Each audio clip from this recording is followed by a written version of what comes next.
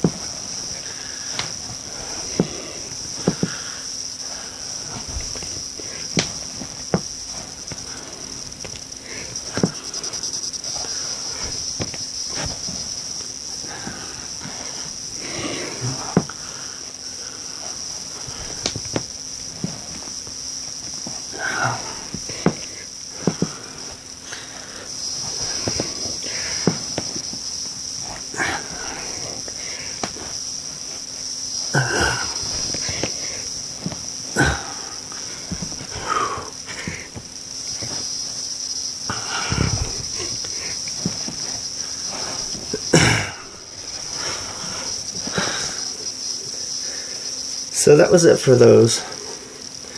I probably could have squeezed out a couple more.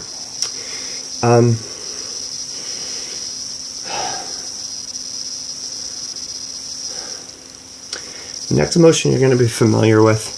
It's a simple mountain climber. And I'm going to do a different variation, but in simplest terms, your mountain climber comes from your push-up position, and what you're going to do is drive one foot up and switch.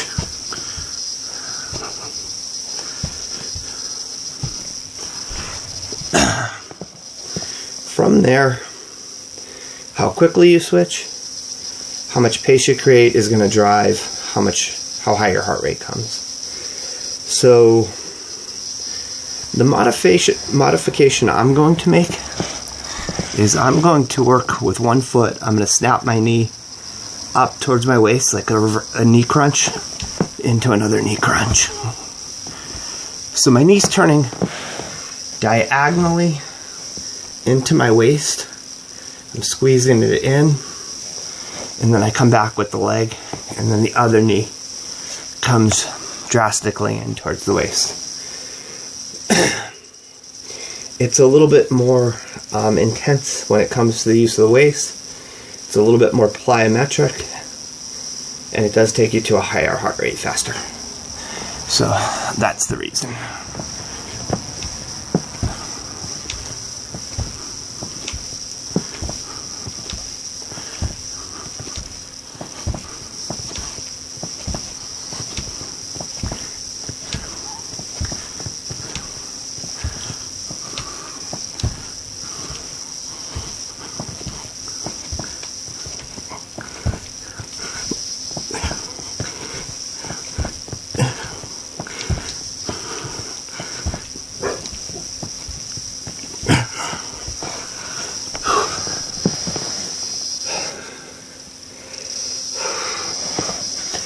So a couple of things happen there.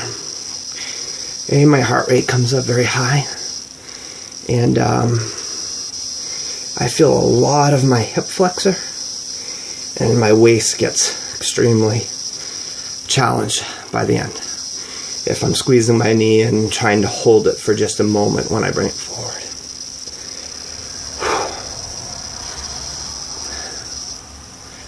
So part 3, and this is where it gets difficult because it's somewhat repetitive, is going to be a tricep push-up variation. So with this tricep push-up variation, what we're going to do is place the hands 1 hand distance apart and then alternate.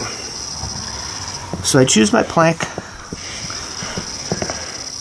I take my narrow hand position.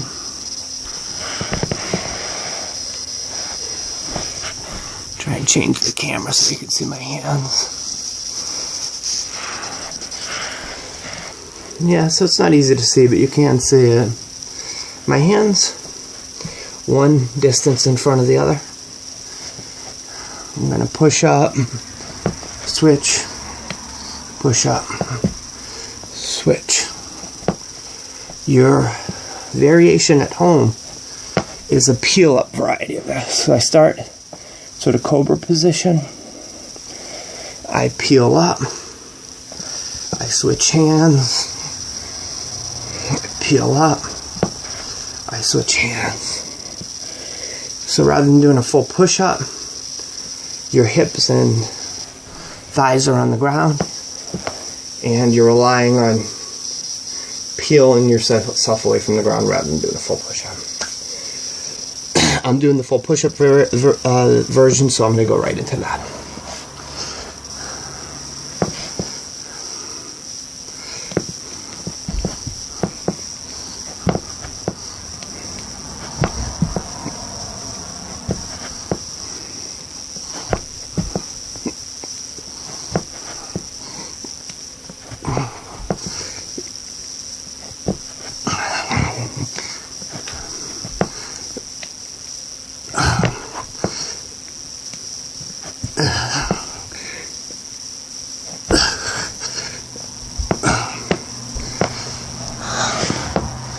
As you can see, you tie the 3 of these together, very challenging. The whole body's been used with an extreme focus on chest, triceps, and core. If you're doing this as your primary workout, we're going to have a workout partner joining us, Dusty. Hello, Dusty. If this is your primary workout for the day, remember that you want to stretch this out to perhaps 20 minutes, 15 minutes or more of moderate to high intensity. You should be slightly breathless.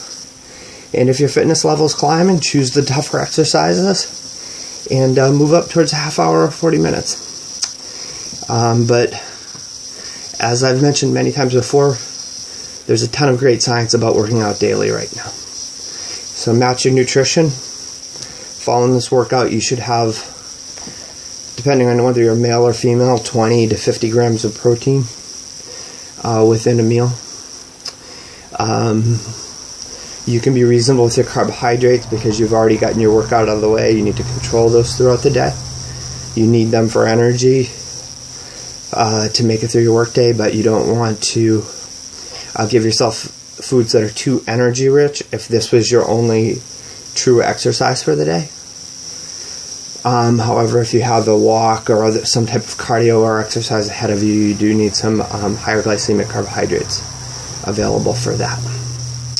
So match your nutrition to your goals, and good luck with the rest of your fitness day. And for those of you who are joining me for a workout later at the studio, I will see you in a little bit.